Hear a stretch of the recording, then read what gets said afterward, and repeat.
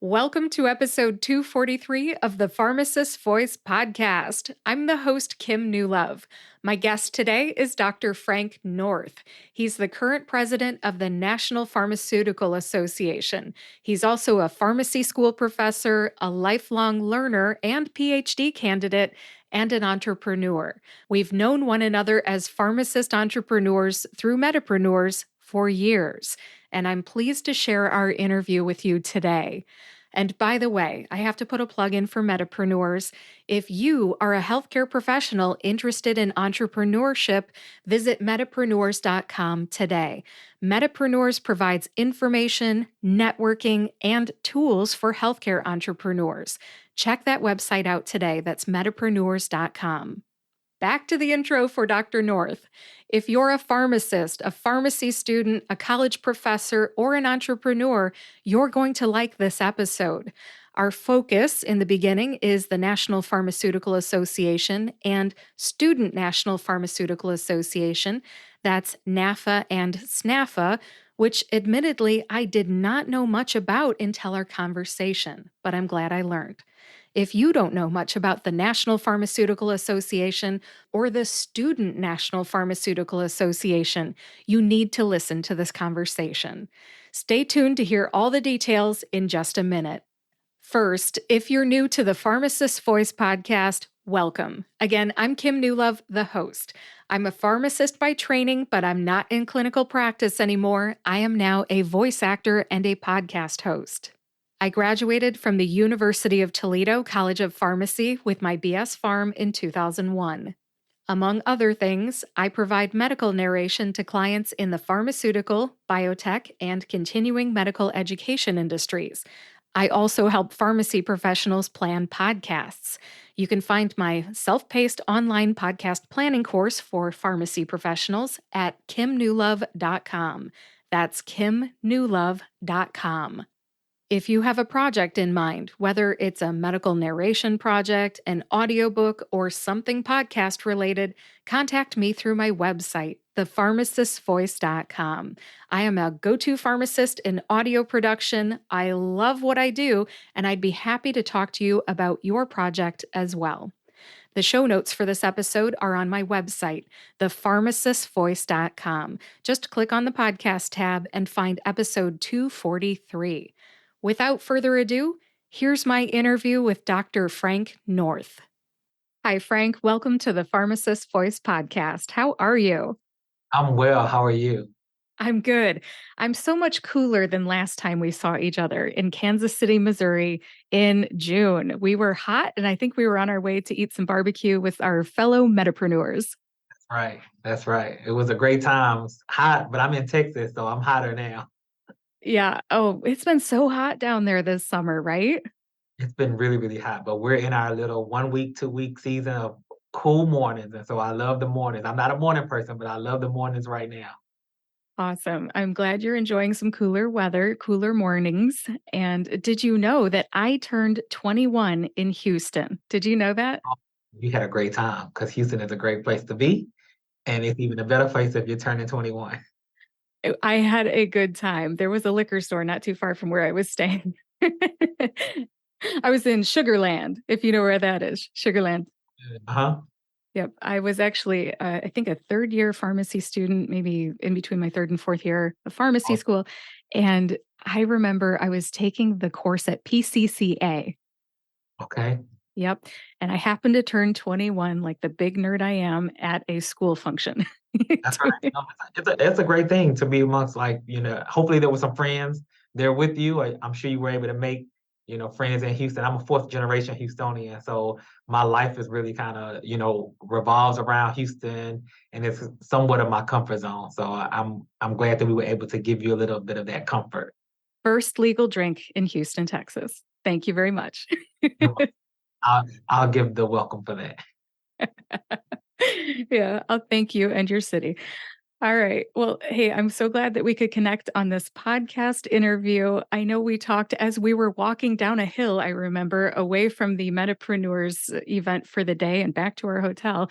We were talking about the National Pharmaceutical Association, and you are now the president. Congratulations.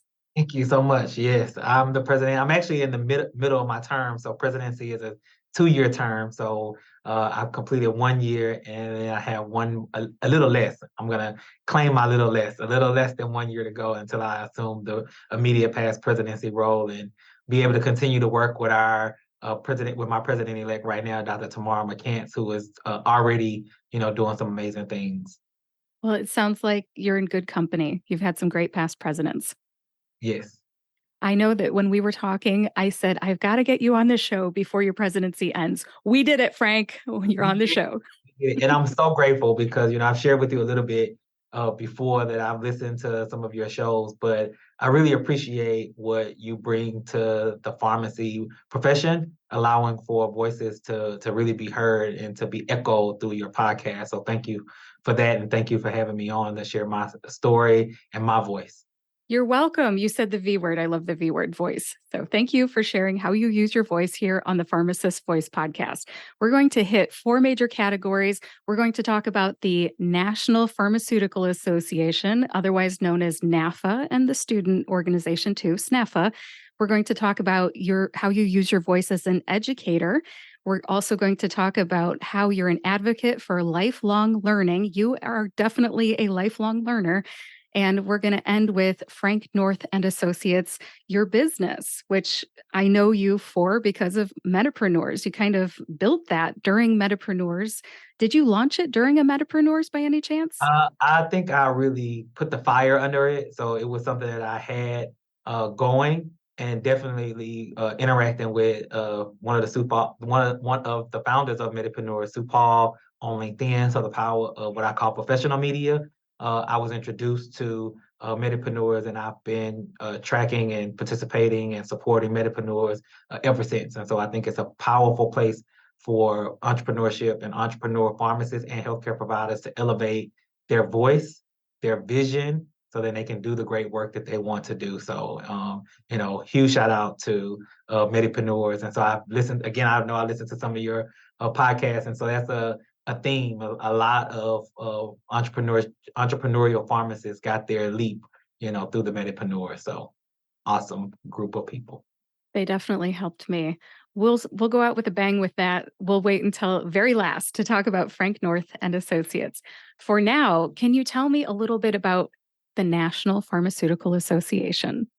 Sure. So the National Pharmaceutical Association was founded 76 years ago, and it was really, founded during a dark time of our history that I think is important for us to really, talk about and just show how we have really progressed as a country. And so it started when African American pharmacists arguably were not allowed to be members of the American Pharmaceutical Association, which is now the American Pharmacists Association. And I say arguably because, there is Dr. John Clark who's doing some amazing work on the history of pharmacy and African Americans in pharmacy. And he has found that there may have been African American members if they went to a pharmacy school. If they had the privilege of going to a pharmacy school, then they may have been allowed some level of membership in the association, but leadership and voice, we'll be talking about that voice word, was not really something that African American pharmacists had access to within that organization. And so then Chauncey I. Cooper, and what we're learning is that there are other African American pharmacists around the country that had their little, friend groups or social groups or community groups of associations where African American pharmacists rallied together. But one that really, resonated and stood the test of time is the National Pharmaceutical Association that was founded and dedicated to representing the views and ideals of minority pharmacists on critical issues affecting healthcare and pharmacy, promoting racial and health equity, as well as advancing the standards of pharmaceutical care among all practitioners. And so today we do that beyond Black or beyond African American. We do that through a representation for all minoritized pharmacists or pharmacists who care for patients that are from underserved and underrepresented or under-recognized communities and populations. And so they have our country, right? So has our country made some advancements? And I'll be the first to say we probably have a long way to go, but we've come a long way. And so now APHA, American Pharmacists Association, has members and leaders of all diverse backgrounds. I certainly advocate and tout my voice in the House of Delegates as a HPA, as an NPhA delegate in the APHA House of Delegates. So, I think it's important while we structure who we are and what we are. Sometimes it might be dark and it might be seeming bad, but we also can talk about how far we've come and how far we can go in those stories as well. And so I think that is like, in a nutshell, NPhA, and I'll share more about the work that we do in our conversation. Thank you so much for that base level definition of what it is. When I was going to pharmacy school, I knew of SNAFA, but I never heard of the parent organization, the National Pharmaceutical Association. Would you like to talk a little bit about SNAFA? Yeah, so SNAFA, I like to say that they are world renowned because they've actually had some mission trips where they've gone around the country, around the world, and they've done different mission projects as students. And so SNAFA is the Student National Pharmaceutical Association, and students do amazing things. When you think about all of the things, and particularly in minoritized communities, when you think about the civil rights era, all of those movements, and I think all of those wins that my culture and my people had arguably were at the behest of young people, right? And students. All of the professionals wanted to do things professionally, right? Or arguably, some may have been, as, outright as the students, but a lot of that, when you think about that history, a lot of it was the students. And so I think so too with our profession, but certainly with our Student National Pharmaceutical Association, the student leaders in that organization, they do a lot on their own. So they're an autonomous governance structure that's shared with fiduciary responsibilities of the National Pharmaceutical Association. And they have really been able to galvanize all minoritized pharmacists as students to do the work to serve the underserved and the underrepresented population. And so now we want them to continue to do their work in the National Pharmaceutical Association. But the honest truth about it, and things that I have to work hard on in the leadership of NPhA, is that we have to show, I think, non-Black pharmacy students when they graduate why it's important to continue to do that work in NPhA. And it doesn't mean, or the National Pharmaceutical Association, and that doesn't mean that they can't do that work in American Pharmacists Association as well, or in American Society for Health Systems Pharmacists as well, right? We need the voice and everybody's voice in all places. And so I think it's so important. So the Student National Pharmaceutical Association has a lot of initiatives, clinical initiatives centered around remember the ribbon for HIV, power to end stroke, a focus on chronic kidney disease, and so many more initiatives that I think is powerful because these are student-led and student-driven initiatives. And so I think it is only right to highlight them. And, our past president who just graduated, Dr. Tiara Jackson, someone who I served as my president in my first year presidency with, and now Ms. Charmaine Cubello is the current president of that organization. And they're just, really leading a dynamic group of individuals. And so I don't run and guide them. They work with an executive director. And right now we have an interim executive director, Dr. Robbie Christian, who is doing some amazing works, guiding that student component to all of the great work that they do. Thank you for sharing about that. There was so much good in what you just said. Students have so much passion and energy, and they want to do things. Can you please give me an example of a mission project that they have done somewhere in the world? Yep. So I was on the board, and I think I was like a national legislative chair, and I don't really remember where they went. I have to, kind of get that information and share maybe at another time. But when we're on, but they did go to a country outside of the United States where there is underserved and underrepresented population. And so what they were able to do is extend some of the services and education about medication use, medication appropriateness, and different things of that nature, and then simply work with other entities that may have access to medication. And so then they're able to work with pharmacists in that particular area, following their rules and regulations to provide access to those medications, all while giving them the education that they're learning in school. So it's extending what they're learning in the classroom, and in the academy or in academia, we call that co-curricular. So it's really strengthening those co-curricular experiences that they are getting. So it's curricular because it's clinical knowledge and implications that they're learning in the classroom, but it's done in this extracurricular environment where they're able to learn and grow and really have those aha moments and things that is explicit in the textbook may be true, but they're not really, real life, or things that happen in real life may cause you to have some type of intervention or some kind of alternative to that particular treatment or disease state management. So our students were able to learn that firsthand. Yeah, that's real life application of what you're learning in academia, right? That's right. Very cool. Very cool. Now, there may be some students listening to this, and maybe even some pharmacists who are curious now about the National Pharmaceutical Association or SNAFA. Where can they learn more? So they can learn more on our website. So the National Pharmaceutical Association website is NPhA. So N as in Nancy or national, P as in Paul or pharmacy, H as in Henry, A as in Apple dot net. That will take you to the National Pharmaceutical Association.net website, where they can learn all the information. They can sign up for our newsletter, and we put out weekly newsletters about all the great things that we're doing. To follow our students, you can just add an S as in Sam to that, student National Pharmaceutical Association.org. So SNPHA.org.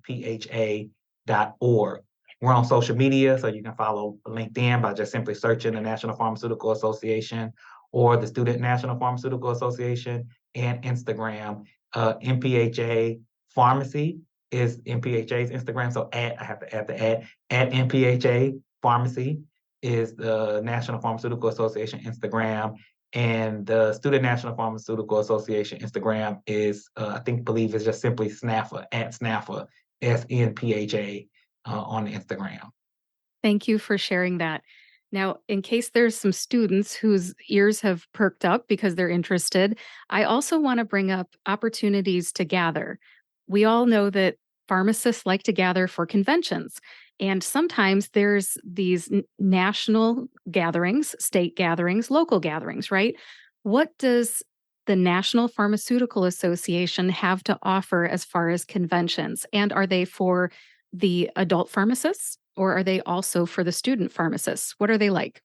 I think that's a great question. So the National Pharmaceutical Association and SNAFA, we host an annual convention. That annual convention last year was in New Orleans, and if you were there, we had an amazing time. So if you sign up for our newsletter or you send me an email send me an email to president@mpha.net, I can send you a copy of that newsletter. But it highlighted all the things that we did in New Orleans. It was sponsored by our platinum sponsor, AmerisourceBergen, as well as some other gold level sponsors and silver level sponsors that you can see on our website.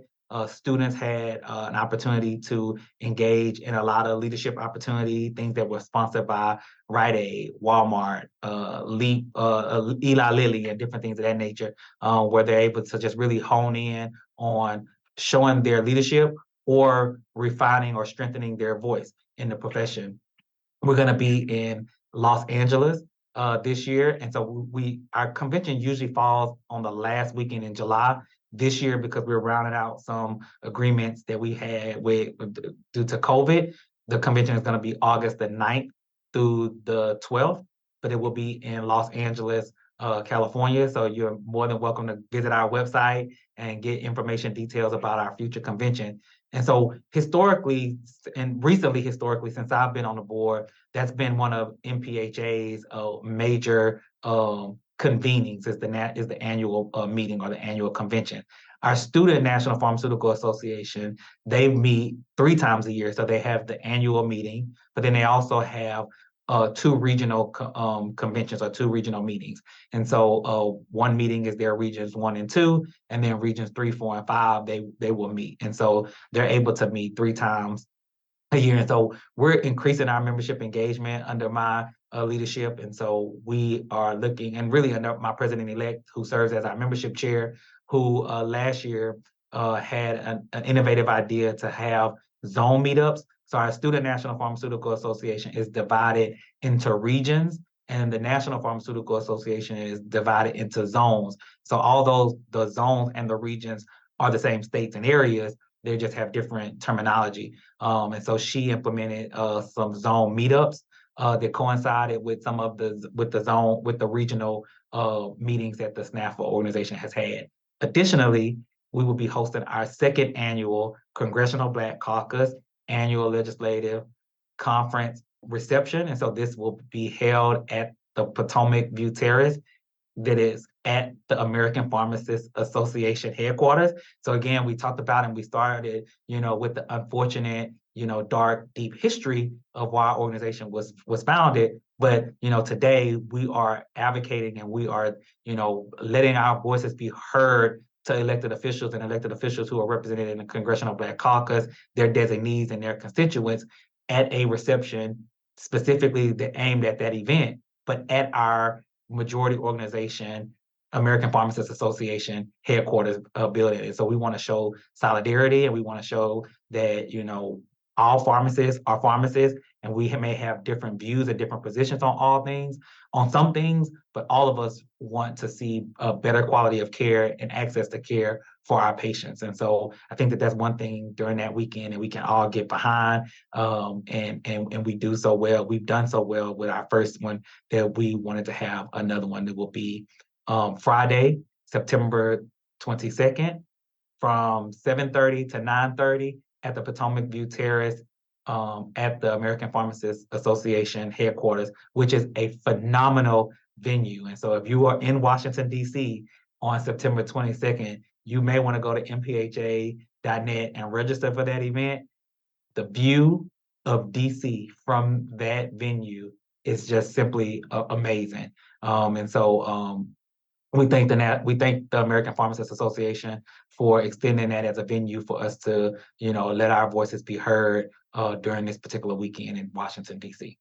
I love it. I love that you guys are going to meet at the American Pharmacists Association headquarters and everybody's going to get to mingle. It's great. When you were talking about the National Pharmaceutical Association having a convention once a year, the students are allowed to come to that, right? Yes, so thank you for that. So this is a convention that is really a convention within a convention. So it's one convention, but the National Pharmaceutical Association, we have a continuing pharmacy education opportunities for our practicing pharmacists to engage in and other opportunities. But again, our students are leading and developing and planning a convention program within that particular program. So there's opportunities for them to participate in clinical skills competitions that's sponsored by Kroger. So, when you start talking about sponsors, you kind of have to name all of them or else you get in trouble. But as they come up, I'll share there's prescription for service that Walmart sponsors that allows for student leaders to implement programs throughout the year that kind of culminate at the annual convention. And so students are there. So in fact, we received record number of attendees for our convention. So we had 300 registrants for our National Pharmaceutical Association meeting and 384 more student pharmacists that were there. And we were able to, give a significant amount of scholarships or award a significant amount of scholarships to students through our various sponsors and foundation and different things of that nature. So it is definitely a place where even though it is, kind of like a convention and a convention where kind of students are doing, their own educational thing and pharmacists are doing their own continuing pharmacy educational thing, the social events and the social activity interaction is definitely one to experience if you have not experienced it in your lifetime of being a pharmacist. I love that you're building up what you have for the students. I know 300 students may not to some people sound like a lot, but for anybody who's young and they get to go to travel, first of all, people love to travel when they're young, right? But when they get to see all of these different pharmacists who have their different career paths, they get to see who they might be someday and meet that person and just walk up to them physically and have a conversation. I loved that when I was growing up. We had the APHA ASP chapter, we had Lambda Kappa Sigma. There was all these opportunities to travel and meet people from other schools and meet all of the graduated pharmacists. And I can only imagine that you have that same opportunity for SNAFA students at the National Pharmaceutical Association annual conference. Yeah. No, I tell students, all the time, and really young professionals that, you go to conventions and it seems like it's like a monotonous thing to do or just like a boring thing to do, but you really, find you at the convention. You're able to find you. And so, one other organization that I'm an advisor for, my undergraduate fraternity, I kind of, we have this term that we use the term twin, right? So but the person doesn't have to look like you, right? They don't have to be the same height as you. They don't have to be the same race as you, but they are you, right? If you are an endocrine specialist, specialized pharmacy student, right, you're going to meet that endocrine specialized, pharmacist, right? And you're able to build those relationships. I like advocacy and compliance and regulatory. So when I go, I find, my person or my people. And then we're able to, really, be each other's sounding board, be each other's accountability partner, and really just support each other and encourage each other through, and you'll be surprised as a student how you can, serve as an encourager to a working professional, right? So it's not just one way of providing some inspiration. I get inspired by the many students that I'm able to interact with when I'm at those conventions, or when when I'm blessed to able to be able to travel to represent the National Pharmaceutical Association at different events, and I'm able to engage with students. I am truly inspired by, the things that they think about, wanting to do as a pharmacy student. I didn't think about those things as a pharmacy student. It wasn't until I graduated and I started doing, entry level pharmacy work. And then I saw somebody else doing something where I moved to that level. Students and their trajectory have just really, simply amazed me over the years. And so you're able to really, tap into those individuals. And so, but for the Medipreneurs conference, I don't know of another conference than NPhA where you're really able to have, those really personable, intimate conversations and relationships about career trajectory. I've learned and I've gone to APHA. I love APHA's meeting, but for me to be amongst, 300 people, it's easier for me to find my person, right? It's easier for me to find that person that is going to inspire me beyond that convention, that I think has been just great. I feel like what you're talking about is familiarity. When you find people that you have so much in common with, you don't have to lay the groundwork. You're already there together. You're engaged in a higher level, and you can start talking about problems you have and solving problems or things that are good and a little bit of bragging, Yep, maybe that's a right. little bit of bragging. Yeah. Everyone needs recognition. I say, we need to recognize and we need to, showcase the great thing that people are doing because it's only right and it makes everybody feel good by doing it. So I think, having those individuals that are gonna, correct you in your direction when you're wrong is great. But also, having those persons that, give you that encouragement and give you that recognition when you're doing the right thing is important too. Yes, it sounds like all good things at the annual conference of the National Pharmaceutical Association. But I'll tell you, the students seem like they get the better deal. You said that they also gather 3 other times throughout the year. Is that right? Yes, they do. They gather throughout the year for their regional meetings as well as other opportunities that they may have. You mentioned Lambda Kappa Sigma, and so I'm Phi Delta Chi, and so we have those representations in our organization. So when they're doing that great work, and I know we'll both get beat up if we don't talk about Kappa Psi, right? And so my organization is always about representation of all people. So we're gonna bring them into the conversation as well. PLS, ROCI, everybody, right? We have those representations in our organization. And so not only are they connected with them when they come to our organization, they're connected with members of our organization when they go to those particular involvements. And so so I think it's a win-win for pharmacy students, but it's also that same win-win for pharmacists. And so we tend to somewhat lose some of the participation to the profession when pharmacy students go out to work, but you can still have that same level of involvement and that same level of engagement and really, be a kid, right? So joining these organizations, regardless of what it is, can be like your pharmacy Toys R Us, right? And so you can just come and literally be a kid, get your CPE hours. And I want to, just kind of like reflect on what yesteryears were, right? And then discuss what tomorrow could be. And that's something that we certainly do with, the Medipreneurs, right? Is that whole conference is about where are you going to be strategically, like next year or 5 years from now, with this, maybe random, crazy, or super needed idea that you have. You're able to get that at the conferences that you go to. So.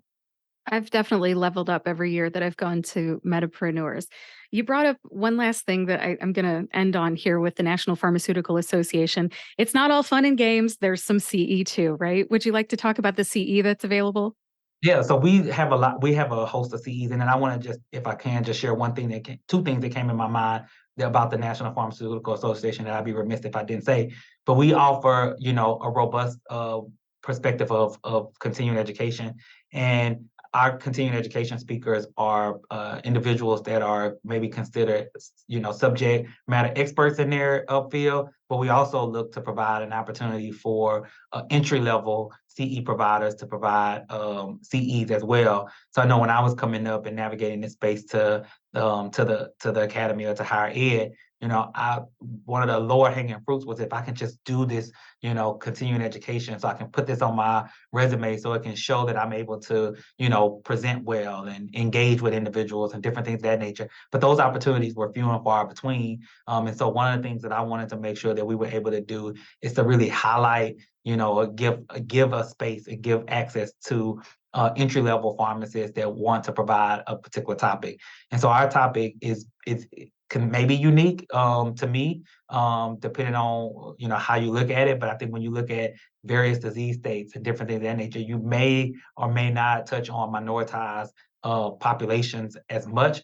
But because of the nature of our organization, a lot of our presentations are geared toward, in a respectful way, those underserved and underrepresented populations that we service. And so we spend a lot of time talking about the disease state, but then we spend equal time talking about how it affects even the most disparaged person. So I think that that's a value that you can get from attending our conference and attending our continuing pharmacy education series that we have. And so this year we were able to provide 15 continuing education credits that was led by a small team of continuing education committee, led by Dr. Rachel Oyewole, who does an amazing job as our continuing pharmacy education chair. The last two things that I think that I wanted to share that I would be remiss that I thought about was October 11th. We received support from Gilead, and we will be doing a PrEP and PEP rally that will be done throughout 5 markets of our membership. So we have 5 zones. Zone 1 is up Washington, D.C., Northeast area, New England. Zone 2 is kind of the Carolinas. I don't think Tennessee, I think maybe, no, Tennessee, I think is in zone 3, but the Carolinas and that area. Zone 4 is Texas, Louisiana, Oklahoma. So that area, New Mexico, Colorado. I didn't mention zone 3. Zone 3 is Chicago, up in that region. Zone 4, I told you, is Texas in the South region, and then Zone 5, which is the massive and progressive Western area. So California, Nevada, way more west out there. And so we're going to be hosting through simulcast, and so we're encouraging all pharmacists, regardless whether you're a member of our organization or not, to participate in a pledge to educate and to provide access to education and resources that are aimed at ending the HIV epidemic. So whether that's PrEP exposure, whether that's PrEP treatment or PEP treatment. And so we're going to be having that on October 11th in 5 markets. And so it will be there will be some simulcasting of content that is there, but then each market will have some of their own programming that will be aimed at ending the HIV epidemic. So I wanted to share that with you. And so again, you can find out more information about that by going to our website, npha.net, or emailing npha@npha.net, npha@npha.net, and we can get you more information about that. And then the last thing, NPhA, is that when I became president, I started a presidential campaign. It was in celebration of our 75 years to raise $75,000 for our 75 years. So I'm looking for 75 pharmacists, to donate $1,000, and I contributed the first $1,000 to this campaign. So I want you to know I'm not asking you to do anything I wouldn't do myself, or at least 80 pharmacists to commit to $75 for a year. That will put us well over that $75,000 mark. And what does it go to? It's going to go toward an endowment that's going to help NPhA's foundation sponsor our annual convention and more of those regional and zone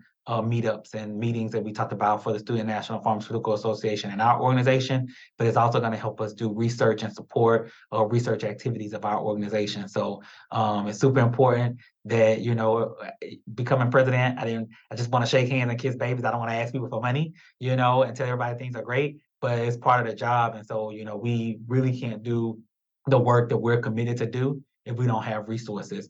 And sometimes our voices are muffled or muted sometimes if we don't have the right resources in order to allow those voices to be heard. So contributing to that campaign will help NPhA do that great work for many, many more years to come. So just wanted to share that about that. And thank you for the opportunity to do that. Oh, you're very welcome. I'm glad you mentioned that. I was cruising around on the YouTube channel for the National Pharmaceutical Association, and I actually saw a video of you bringing up that 75 people contributing $1,000 each. And I remember, I think you said you could even do it in two installments of like 500 this year and 500 next year or whatever it was.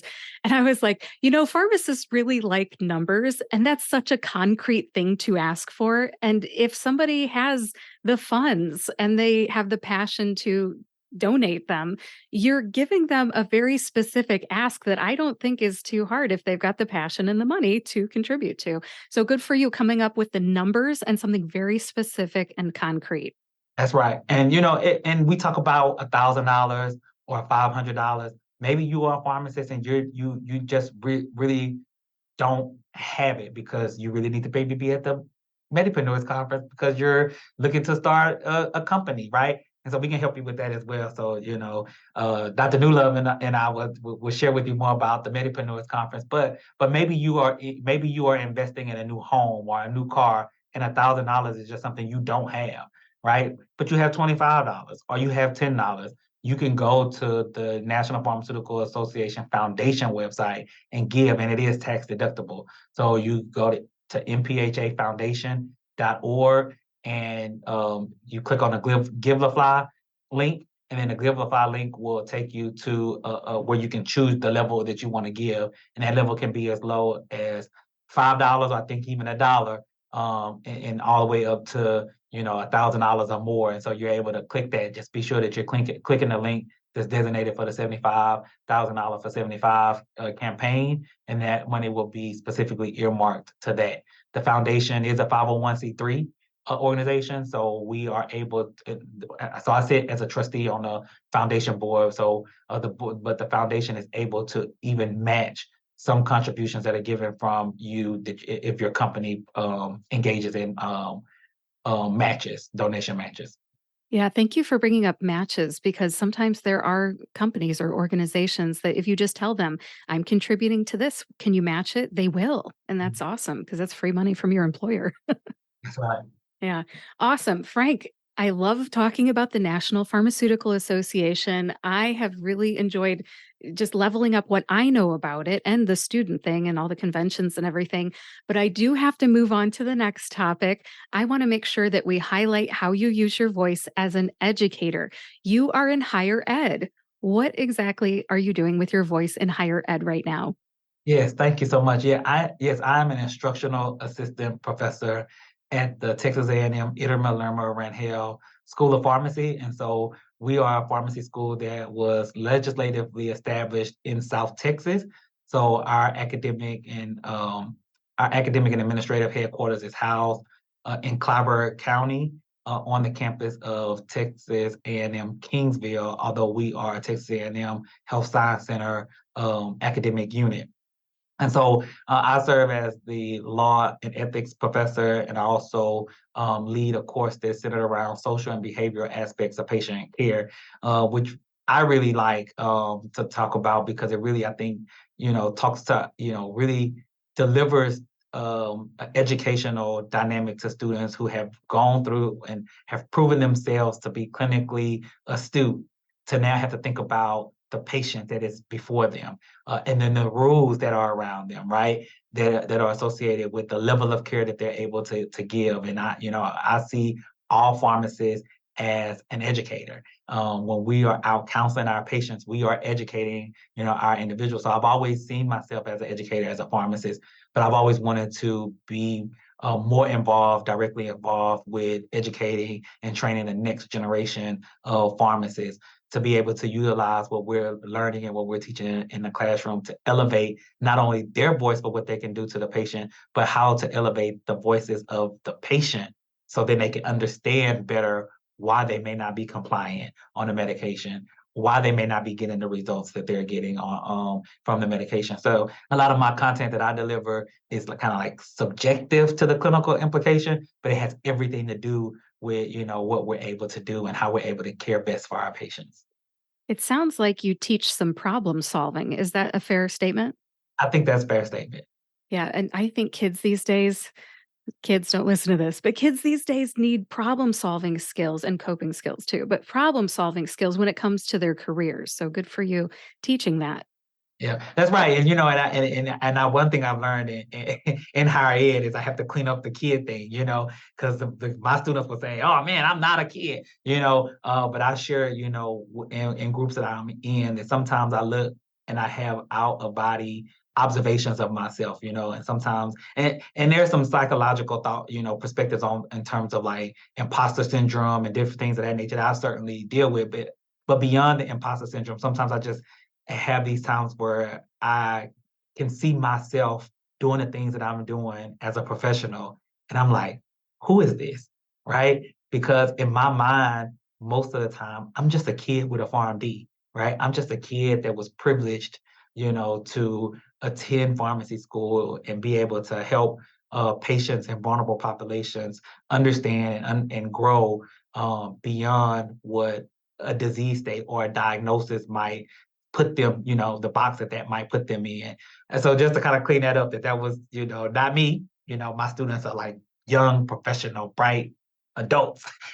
But at the end of the day, we're graduating, kids with PharmDs, right? And so I'm just a kid with a PharmD that allows me to really utilize that to really help the outcomes of other people. Frank, I appreciate your diplomacy, sir. I'm learning a lot. I'm the professor, but I learn a lot from my students, and they won't believe that. But I truly, am indebted to the experiences that I've had along my journey in higher ed, because it shows that our future is in the hands of good people. I think our students do a great job, probably a little bit more than I remember being able to do with, exercising and using their voice. And I think that that's great. I have an 18-year-old college student son right now. One of my kids is in college, so I have to pick on kids just a little bit. You can't call him a kid anymore. He's not a kid. I know, Frank, I know. I had to read this book about how to make a relationship with my adult child and putting out the welcome mat and keeping my mouth shut. I'm working on it, Frank, I am. That's right. He will learn if he, he will learn. You are forever kid. And so, you go through this phase where, you don't want mama to be mama anymore. And then you revert back to it's like, where's mama? So just know that's around the corner. So it's coming. Yeah, when he comes home, I'm sure he's going to want me to cook his favorite meal for him. That's I right. really identified with your comment though, like who am I to have this pharmacy degree and go off and do adult things? Like what is this? I'm just a kid inside. Just so you know, my dear listeners, sometimes that just doesn't end and I feel that way too. I feel like I'm forever 14. That's the age I was when I met my now husband. And yeah, 30 years later I still feel like a kid, which is good. Good. 30 more years and then 30 more years after that. Oh man, if we could make it to 60 years together, I think we'll be old and shriveled up, but very much in love still. And very much kids at heart. Yes, and kids at heart. Awesome. Is there anything else you want to talk about when it comes to how you use your voice as an educator? In my role in the pharmacy space of my experience in the education space has been at the community college level and at the 4-year pharmacy school level. But I also, beyond pharmacy, is working with undergraduates. So I am a member of and a lifetime member of Omega Psi Phi Fraternity Incorporated, which is an undergraduate fraternity, and it's international organization. And so I'm able to serve as an on-campus advisor here for the Omega Psi Phi fraternity chapter here. And I also serve as the on-campus advisor for Kappa Alpha Psi, which is another historically Black Greek-lettered organization of African-American males, even though membership is open to all demographics of male gender. So I'm excited to be able to, help champion them as they navigate, their lives as young, educated professional men, and it also helps me extend, and it also spills over to their friend groups. So I'm always really, really, really, really humbled to be a part of those journeys in young men's lives who goes off to do like great, wonderful things in their lives. Your mentorship is outstanding. I think that's awesome. Thank you. You're welcome. When we were in Kansas City, you and I were walking back from, what was it, the University of Missouri, Kansas City, I think, UMKC. And we were walking down the sidewalk, and Frank's like, you know what? I see some Greek letters that I recognize. I'm going to go talk to this. Was that fraternity that you just mentioned? I think it may have been my fraternity, Omega Psi Phi, even though I typically, gravitate to any member, any Greek letter of the National Pan-Atlantic Council, the historically Black Greek letter organizations, because I think it's so important for those. Again, I think it's important for all people to network. But again, when we think about access to opportunity and access to being recognized and being appreciated and having a sense of family, that's something that I really took to when I joined my organization. Beyond my organization is to make sure that I consider myself to be in a position of influence, right? And I don't take it lightly. And so when I see someone that I feel like, oh, I remember exactly what you're talking about. Well, yep. So that was actually the wife of one of my fraternity brothers that were there. And just because there was the Greek letters on the card caused me to, go over and speak and get to know that person. But I think it also, maybe even hopefully adds a sense of security, for that woman and that wife of my fraternity brother, right? That someone is noticing this Greek letter and showing that they recognize them and that they are giving them, some type of recognition and some type of security. And maybe that's a weird, social, thought process belief in my daily work that I do with social sciences. But I think that that's important for people. So, I'm a pharmacist that if I see someone or I hear someone, I was on a plane and I heard someone getting on the plane and they kept throwing around these numbers, but they kept saying milligram after, and they kept saying, and then I turn around and say, I'm really not trying to listen to you all, but you all keep saying like this milligram and this kilogram, and I'm a pharmacist, so it's draw my attention. And then that person ended up working in health policy, right? So I think, when we're able to act on the things that are out there, the commonalities that bring us together, it really makes us together. Again, I was talking about our president, the national president of the Student National Pharmaceutical Association, Charmaine Cubello, and we were talking about ways that we can, unify our voice as an organization. And one of the things that she said that resonated with me, that we hear all the time, right, is that we're better together, right? And so as a community, as a people, we're simply better together. And so the only way we get together is when we see things that we recognize, that we acknowledge those recognitions, right? And that we take the time to engage one another, because that person may need you or you may need that person, and you both may not even know it. And that's, simply my philosophy on life. So if I have the time and I see things that I recognize and things that, bring me in, or things that I recognize that are recognizable that I've had along my journey, then I act on them. And I think it's so important to share that with other people and share those experiences with other individuals.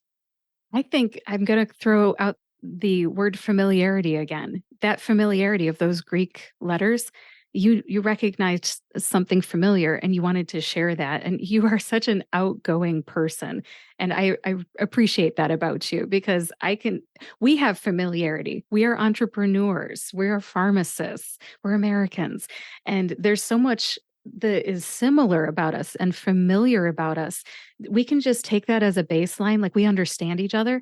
And then if there's a problem that I need help with, you're there to help me solve it, or, vice versa.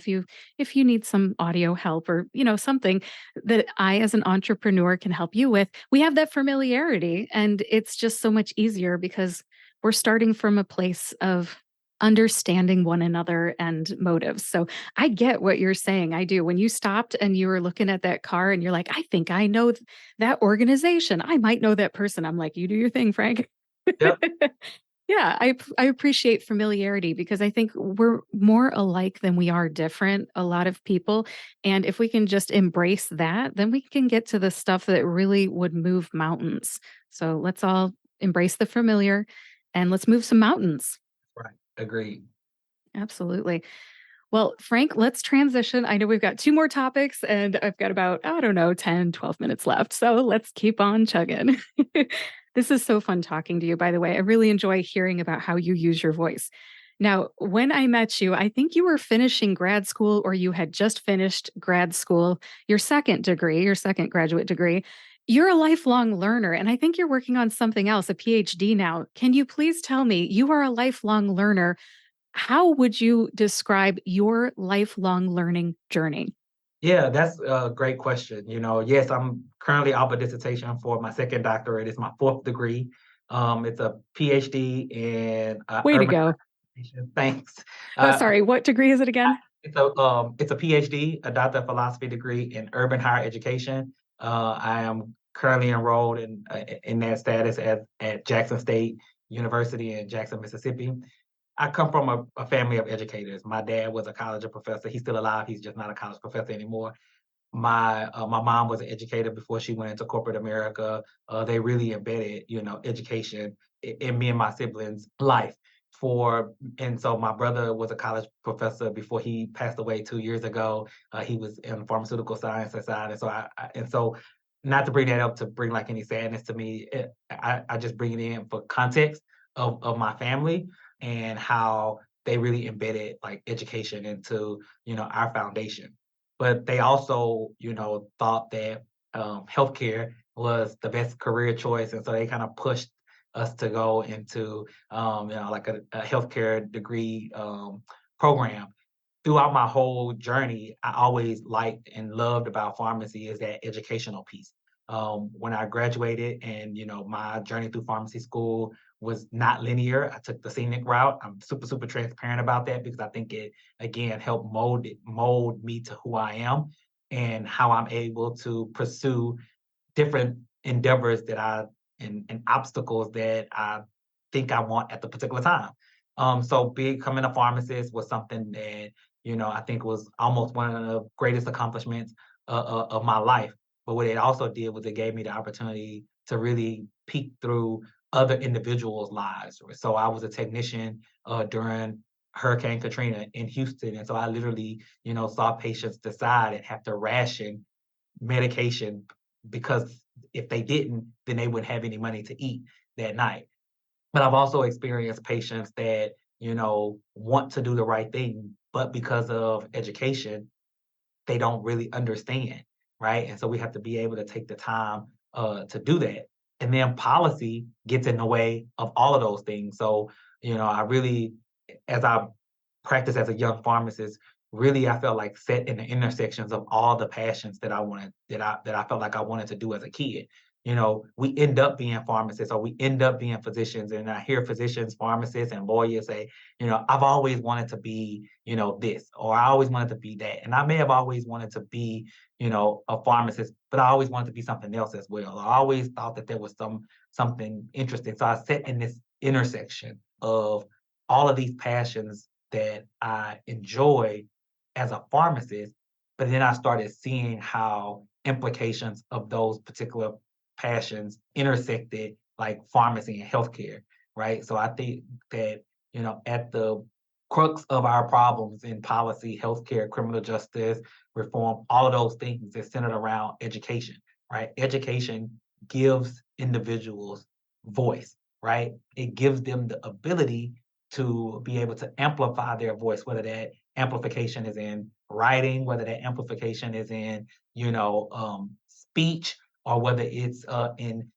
dance or whatever it is, right? Because I'm an advocate of fine arts in terms of education as well. But whatever it is, it allows for that individual to amplify their voice, whether it's the patient now being able to understand what we think is not so complex, but it's complex to them.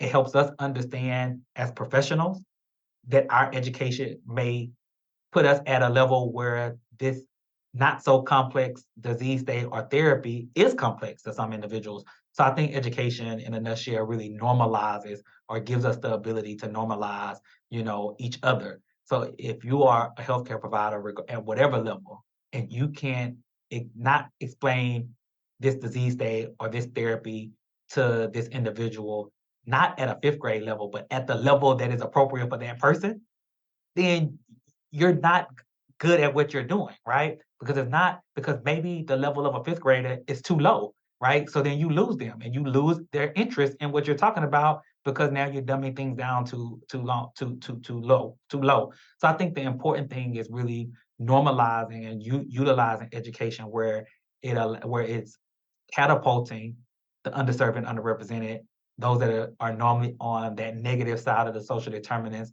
of health spectrum, right? Where we are putting resources into education. We're putting programs into the education system that helps them have better understanding and have them have better outcomes in life.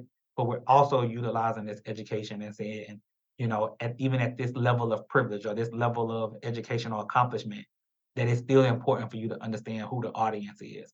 Whether we're putting policy into play, and policies are usually, I'm writing a dissertation and it's killing me. But, policy is even longer, right? And we're writing this policy in such a way where the layperson can't understand it, right? Or we want this person to get behind, we want these groups or this person or this groups of people to get behind a particular policy. But then when they actively read the policy, the tagline or the headline, sounds like it benefits them, but the details within it does not, right? And so them not having the education or having the ability to, to see that or to read that or to capture that from that can be detrimental to them, right? So that's my thought process, right? And so it's the intersection, right? And so some people's intersection might be, nice and pretty, no cars, and just one person walking the dog across the crosswalk. But mine, is really, really, really, messy with a lot of traffic, right?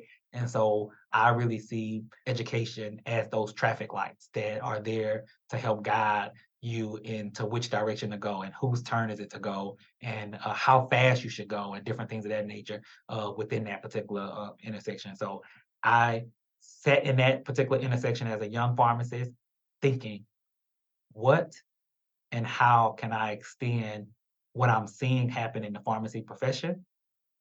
And I felt like for me, that was leaning on my experience as being a student who was competent and capable as a 2-4 admittance to pharmacy school, but then graduating many, many, many years later, right? So how can I take learning about student experiences that can help inform the academy ways to implement things that help prevent that from happening? So that's exactly what I'm doing, within my PhD program and within my dissertation is I'm looking at the experiences of African American students in pharmacy school in terms of their perception of their persistence. So what are the things that in their own voice help them get through pharmacy school. So then I can inform pharmacy schools across the country that maybe these are the things that we should consider doing. And maybe it doesn't have to be all done the same way, but these are some things that students themselves said is beneficial in their pathway. Here are things that they said did not, right? So sometimes we implement things at the academic level that we think are going to be beneficial to students, and it may not be. And then so how can we change those things, or how can we, provide some intervention in those things or whatever that can be beneficial? And so my research is limited because pharmacy students, represent a multitude of demographics, and I'm looking at one particular group. And so what that does is that allows, me later on to expand the demographics of my study population, or for someone else to look at another study population and do the same thing because again, we're better together, right? And so we know that this works within this particular group, and we know we find that this may not work with this particular group. And so now we look to find the medium so we can bring everybody together, so we can be stronger together, so we can, create, pharmacists that are educated in an appropriate manner to get health outcomes that are appropriate, regardless of the spectrum of social determinants of health that that person may present on, to get that quality of life. And so I think that that for me is why I decided to go back. And I talk to people, I'm like, what am I going to do after? What am I going to do after I finish this degree? And they're like, you're not going back to school. That was gonna be my question. What are you going to do after you finish this thesis and you've got the PhD in your hand? Double Dr. North? Yeah, I don't really know. I am thoroughly enjoying my experience that I'm having right now in my current position in the academy. So I am probably gonna, sit and see what non-traditional student experiences I can get by being a professor and learning in this space for some time. I do teach the law and ethics component. Pharmacy law is not case law and different things of that nature that you would think from an attorney standpoint, at least in my opinion. So I do have some interest there, but I think at this moment it's time for me to kind of grow up and just experience and enjoy the joy that I'm experiencing right now in my current role. So I'm not saying I won't go back to school ever, but I think that even as pharmacists, one thing I remember, and I used to always second guess, is this something I really want to do? When when people would say this, to be a pharmacist, you are a lifelong learner, and it really is because there's always continuing pharmacy education that you have to do. I'm in Texas, so in Texas, our continuing pharmacy education renewal is every 2 years. Some states have every 1 year. Depending on what services you might provide, you might have to do some specific continuing pharmacy education specific to that particular service that you're providing. And so we are really lifelong learners. But who teaches the teacher? And who gives guidance to the next generation, or who informs the level of change that we may need to see in that. And so that's what I see education is for me. It's always an opportunity for me to learn new things. And I feel like I'm relatively accomplished as an individual, so the stakes are down. So I'm able to help my counterparts who, I've helped a lot of my counterparts who were pursuing their first doctorate degree. So yeah, so I was able to do a lot of things in that particular in this particular space as a student. So I'm probably, and as a professor, so I'm probably going to stay here. Thank you for sharing all that, and I sincerely wish you all the best as you complete your PhD thesis. That is a big job, I'm sure. Yeah, it is. Yeah, it is galore. Get her done, Frank. Get her done. All right. As we start to wrap this up, I want to invite you to talk about Frank North and Associates LLC. What is that all about? Yep. So Frank North and Associates LLC is a company that I really started based off of my friends in pharmacy. I remember when I worked for a chain pharmacy as a floater, and I would show up to relieve a classmate or someone that I knew from pharmacy school. They would relieve me from my post. They would always be shocked that I was, working in a traditional pharmacy setting, and I would say, well, if you didn't think I would be working here, what do you think you would see me doing? Oh, one, they thought they would see me in the academy, right? So I'm here now, so I think they kind of got their wish. But a couple of years ago, or 6 years ago, they would, "Oh, I see you doing consulting." And so I'm like, "I don't even really know what consultants do." So I LLC myself just on a whim. I was listening to some podcasts and I was listening to conversations. I think I was reading Rich Dad, Poor Dad, and they were talking about all those things. So I decided I would just, consult myself. And this is really where it gets really, really corny. Scandal was out. And so I was watching Scandal, and my friends would be like, "Oh, you gonna do consulting? Let me find out you're gonna be Frank North and Associates." And so that's how I got my name. And then I was just gonna be a connections consultant. I did some work in entrepreneurship and business entrepreneurship, and at Cal State San Bernardino. So I have that I don't really talk about. So I've always kind of had a niche to do some things on my own. I just didn't really know how to get it done. But I was pushed into it by my classmates to do it.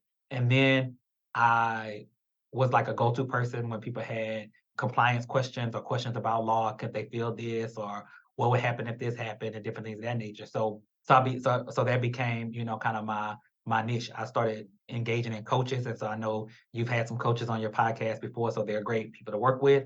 But I really kind of found myself stagnated over time. I wasn't really making any money. I kind of likened my experience to Dharma on Dharma and Greg. It's like, she when she had like the coffee shop that didn't really sell coffee.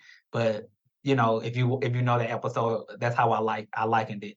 But I would be active on LinkedIn, promoting, learning from other individuals. One person that I followed is, the great Sue Paul. And so she posted something on LinkedIn as a pharmacist that I just appreciated as a pharmacist, and I liked it and shared it. And that, really started the conversation of Medipreneurs, and joining and going to Medipreneurs really gave voice to what my passion and what my why was for starting Frank North and Associates. And so at the Medipreneurs conference, the very first one, we really just sat down and we really talked about, mission statements, and what are you going to do, and leaning on other individuals. And so that's what I was able to do with Frank North and Associates. And so I then was able to consult with independent pharmacies to help them reach their target audience, and then to help them with some of the compliance issues that they had with the State Board of Pharmacy, which I got my first client again from a friend